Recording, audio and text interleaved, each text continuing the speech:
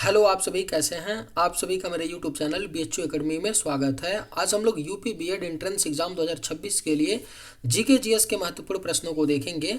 आप सबको पता होगा कि आपके यूपी बीएड एंट्रेंस एग्जाम 2026 में 50 जीके के प्रश्न पूछे जाएंगे 100 नंबर के। अगर आप लोग अच्छा रैंक लाना चाहते हैं, सरकारी कॉलेज पाना चाहते हैं यूपी बीएड एंट्रेंस एग्जाम 2026 के थ्रू, तो आपको जीके में अच्छा स्कोर करना पड़ेगा। उसके लिए आपको अधिक से अधिक आप लोग मेहनत करिए और जीके जीएस पढ़ते रहिए। डेली मैं इस चैनल पर लेकर के आता हूं जीके जीएस की स्पेशल रूप से class UP BEd entrance exam 2026 के लिए। तो इस चैनल को सब्सक्राइब कर लीजिए और बेल आइकन को भी प्रेस कर लीजिए। अगर आप सभी को आज का वीडियो थोड़ा सा भी पसंद आएगा तो एक लाइक जरूर कीजिएगा। चलिए बिना देर किए आज के वीडियो को शुरू करते हैं। पहला आपका क्वेश्चन है कि दक्षिण भारत का मैनचेस्टर किसे कहा जाता है। तो दक्षिण भारत का मैनचेस्टर जो है यह कोयम्बटूर को किसे कहा जाता है। तो कोयम्बटूर को दक्षिण भारत का मैनचेस्टर कहा जाता है। अंतर्राष्ट्रीय शांति दिवस के रूप में मनाया जाता है।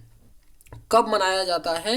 अंतर्राष्ट्रीय शांति दिवस के रूप में मनाया जाता है 21 सितंबर को। हर साल 21 सितंबर को अंतर्राष्ट्रीय शांति दिवस के रूप में मनाया जाता है। नर्मदा नदी का उद्गम किस स्थान से होता है। जो नर्मदा नदी है यह कहाँ से निकलती है, इसका उद्गम कहाँ से होता है। तो नर्मदा नदी का उद्गम जो है अमरकंटक पठार से। कहाँ से। अमरकंटक पठार से नर्मदा नदी का उद्गम होता है। द आर्गुमेंटेटिव इंडियन पुस्तक के लेखक कौन है। सही आंसर क्या होगा। तो द आर्गुमेंटेटिव इंडियन नामक जो पुस्तक है इसके लेखक कौन है। तो अमर्त्य सेन है।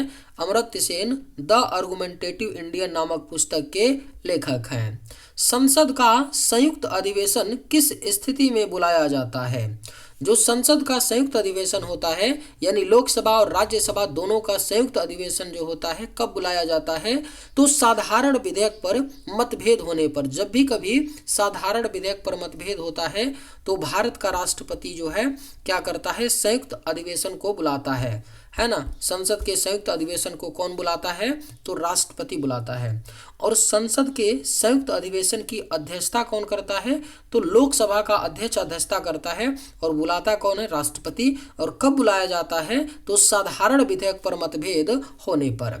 निम्न में से मिशन शक्ति किससे संबंधित है। जो आपका मिशन शक्ति है यह किससे संबंधित है। तो महिला सशक्तिकरण योजना किससे संबंधित है। महिला सशक्तिकरण योजना से संबंधित है मिशन शक्ति। ट्रोपोस्फियर की औसत ऊंचाई कितनी मानी जाती है। जो ट्रोपोस्फियर है इसकी औसत ऊंचाई कितनी होती है। ट्रोपोस्फियर को हिंदी में क्या बोलते हैं, क्षोभ मंडल। क्या बोलते हैं, क्षोभ मंडल बोला जाता है ट्रोपोस्फियर को। इसकी औसत ऊंचाई कितनी होती है। तो 12 किलोमीटर। चौरी चौरा कांड के बाद कौन सा आंदोलन वापस लिया गया था। जो चौरी चौरा कांड हुआ था यह आपका 4 फरवरी 1922 को उत्तर प्रदेश के गोरखपुर में हुआ था।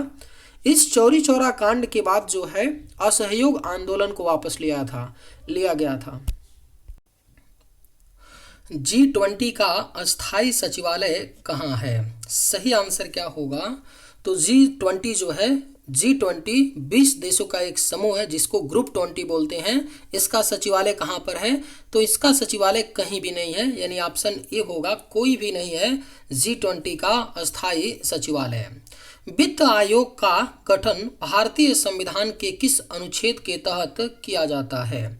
अगर आप लोगों को ये वीडियो पसंद आए तो एक लाइक ज़रूर कीजिएगा और अगर आप लोग इस चैनल पर नए होंगे तो सब्सक्राइब भी कर लीजिएगा ताकि इसी तरह का वीडियो सबसे पहले आप तक पहुंचता रहे।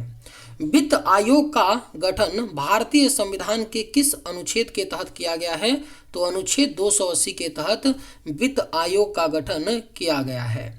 बुलंद दरवाजा का निर्माण किसने करवाया था। सही जवाब क्या होगा। तो बुलंद दरवाजा का निर्माण जो है यह मुगल शासक अकबर ने करवाया था।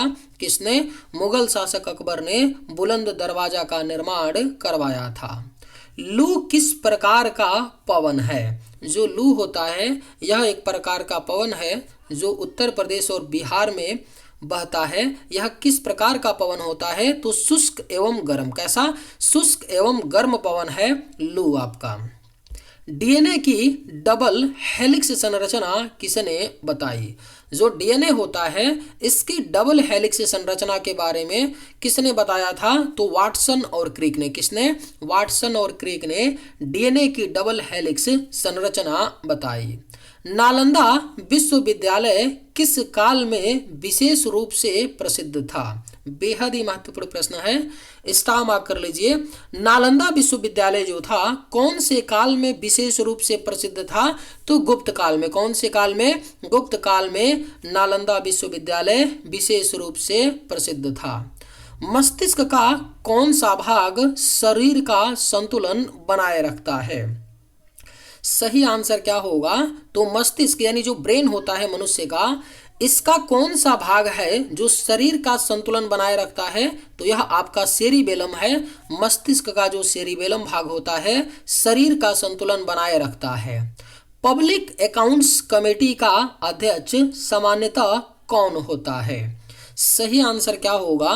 तो पब्लिक अकाउंट्स कमेटी जो होती है इसके अध्यक्ष सामान्यतः विपक्ष का सदस्य होता है। कौन होता है? विपक्ष का सदस्य होता है पब्लिक अकाउंट्स कमेटी का अध्यक्ष सामान्यतः। हिमालय किस प्रकार का पर्वत है? हिमालय जो है यह एक प्रकार का पर्वत है। कौन से प्रकार का पर्वत है? तो वलित पर्वत है ना। इसको इंग्लिश में फोल्ड माउंटेन बोलते हैं। क्या बोलते हैं? तो फोल्ड माउंटेन बोलते हैं, यानी वलित पर्वत है हिमालय। भारत रत्न पाने वाले पहले वैज्ञानिक कौन थे?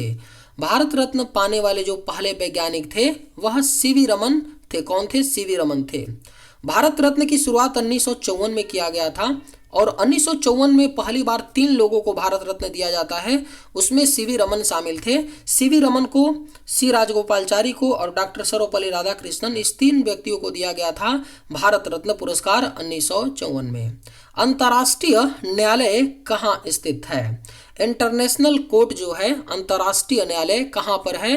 तो यह आपका हेग में है, नीदरलैंड के हेग में है अंतर्राष्ट्रीय न्यायालय। पंचायती राज में 3 स्तरीय व्यवस्था किस समिति ने सुझाई थी?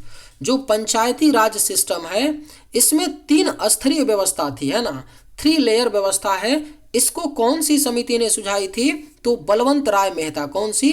बलवंत राय मेहता समिति ने पंचायती राज में 3 स्तरीय व्यवस्था को सुझाई थी। काली मिट्टी का दूसरा नाम क्या है? जो काली मिट्टी होती है यह कपास की खेती के लिए बेहद महत्वपूर्ण होती है।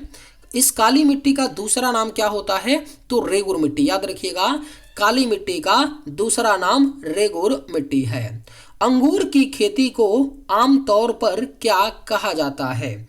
जो अंगूर की खेती होती है इसे क्या कहते हैं? तो विटीकल्चर। क्या कहा जाता है? विटीकल्चर कहा जाता है अंगूर की खेती को आमतौर पर।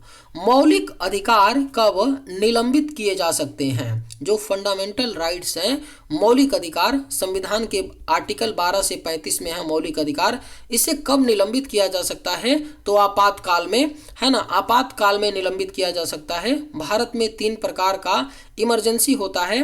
पहला है नेशनल इमरजेंसी आर्टिकल 352 में, दूसरा है राष्ट्रपति शासन 356 में और तीसरा है वित्त आपात आर्टिकल 360 में। कावेरी जल विवाद किन राज्यों के बीच है? जो कावेरी जल विवाद है यह बेहद ही पुराना विवाद है 2 राज्यों के बीच, कर्नाटक और तमिलनाडु। कौन कौन से राज्य हैं? तो कर्नाटक और तमिलनाडु राज्यों के बीच कावेरी जल विवाद है। कुतुब मीनार का निर्माण किसने प्रारंभ कराया था? जो कुतुब मीनार है इसके निर्माण कार्य को प्रारंभ करवाया था कुतुबुद्दीन ऐबक ने, है ना। कुतुबुद्दीन ऐबक ने कुतुब मीनार के निर्माण को प्रारंभ करवाया था। और कुतुब मीनार के निर्माण को पूरा किसने करवाया था? अगर ये पूछे तब आंसर होगा इल्तुतमिश। कुतुब मीनार की बात करें तो भारत की सबसे ऊंची मीनार है जिसकी ऊंचाई कितनी है? 72.5 मीटर। कुतुब मीनार कहाँ पर है? तो दिल्ली में है। और कुतुब मीनार कितना मंजिला है? तो 5 मंजिला है। क्वेश्चन पूछा गया था, है ना, कितना मंजिला है? तो कुतुब मीनार आपका 5 मंजिला है, ऊंचाई 72.5 मीटर। प्लाज्मा रक्त का लगभग कितना प्रतिशत होता है? जो प्लाज्मा होता है, पहले जो रक्त होता है ना वो चार चीज़ों से मिलकर के बना होता है। चार चीज़ों से, कौन कौन चार चीज़ें हैं? आरबीसी है, डब्ल्यूबीसी है, प्लेटलेट्स है और आखिरी क्या है? प्लाज्मा। इन्हीं चार चीज़ों से बनी है, जिसमें प्लाज्मा जो है यह सबसे ज़्यादा प्रतिशत में होता है, लगभग 55%, यानी आधे से भी अधिक भाग जो है प्लाज्मा होता है रक्त में। निम्न में से शिवालिक हिमालय का कौन सा भाग है?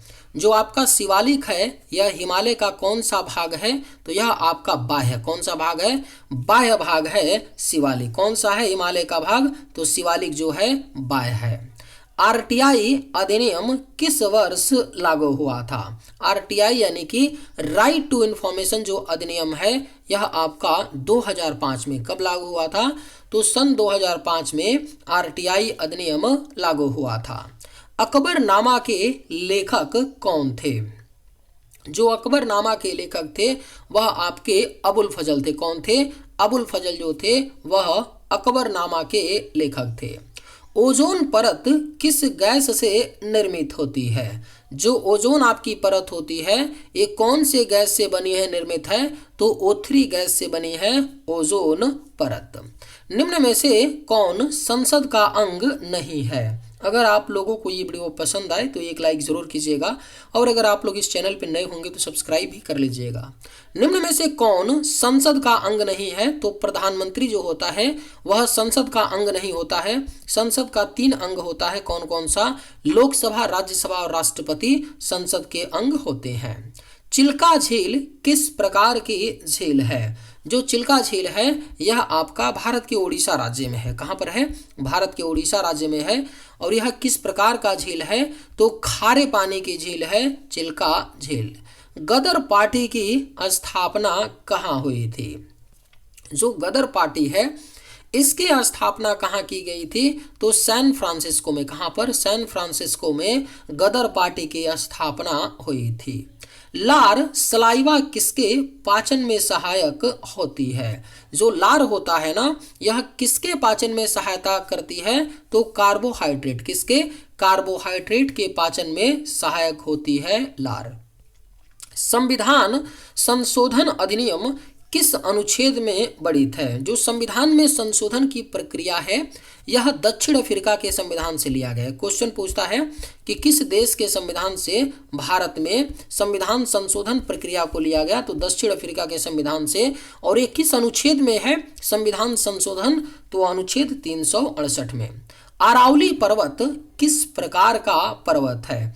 अरावली पर्वत सबसे प्राचीनतम पर्वत है, यानी क्या है? प्राचीन अवशिष्ट है अरावली पर्वत। पद्मश्री पुरस्कार किस क्षेत्र के लिए प्रदान किया जाता है? ऑप्शंस हैं केवल विज्ञान, विभिन्न क्षेत्रों में, केवल साहित्य या केवल कला।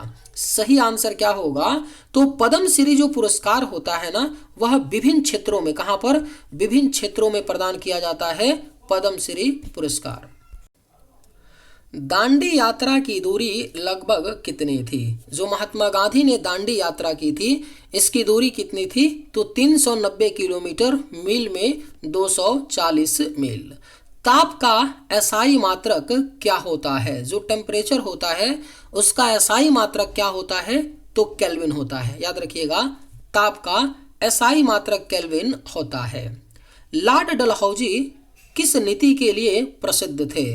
जो लॉर्ड डलहौजी थे वह कौन सी नीति के लिए प्रसिद्ध थे? तो विलय की नीति। विलय की नीति के लिए लॉर्ड डलहौजी प्रसिद्ध थे।